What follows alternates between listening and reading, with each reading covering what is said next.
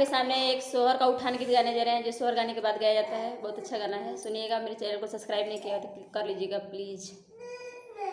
ललना हमार हो पलनावा में झूला झूले, ललना हमार हो पलनावा में झूला झूले। ना सासू देवता मनाए, ना सासू ने गमांगे, ना सासू देवता मनाए, ना सासू ने गमांगे।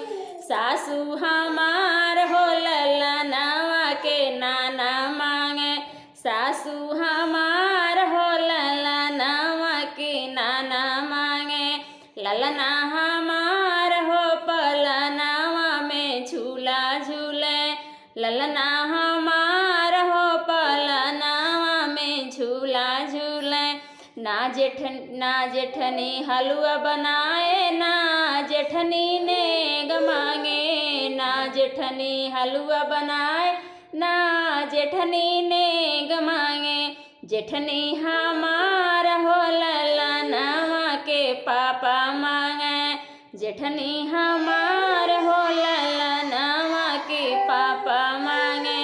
ललना हमार हो पलनावा में झूला झूले, ललना हमार हो पलनावा में झूला झूले।